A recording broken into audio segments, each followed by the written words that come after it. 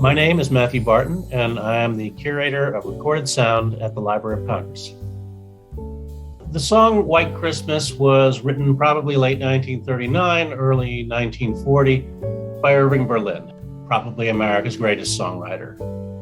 White Christmas came from an idea he'd had several years earlier to do a musical revue built around holidays. And they started developing a whole story, which you can now see in the film Holiday Inn, which is sort of framed by the song White Christmas.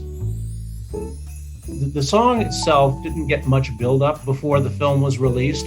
Even though Christmas is central to the concept of the film, it's about all the holidays in the year.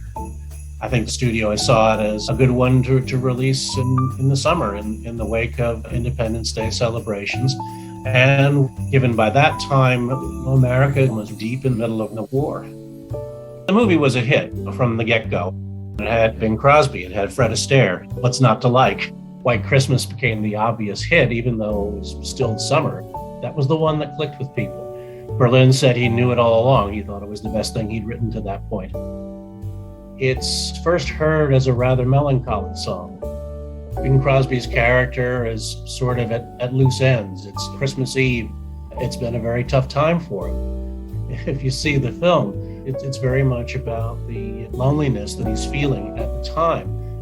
It just invokes this image of being so far from where you want to be. Those themes of distance, of loss, hoping for a brighter future, it was the right message at the right time. It was incredibly popular, especially in World War II. It was hard to get away from it. By September, the song White Christmas, just the single record, it's really moving on its own. And in October, it's the #1 song in the nation. And it stays that way into January.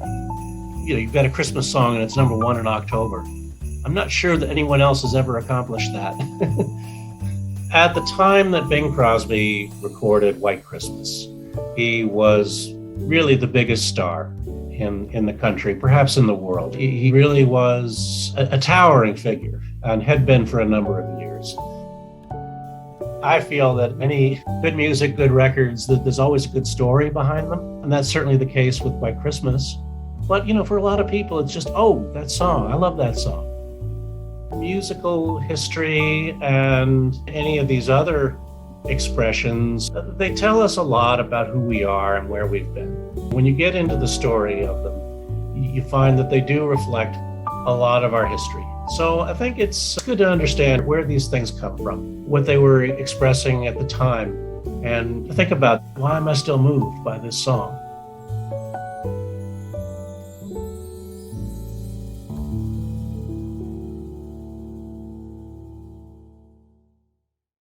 I'm Amy Freeze. Welcome to Fox Weather's YouTube page. We have more great videos on the way, so make sure to subscribe to stay updated on all things weather.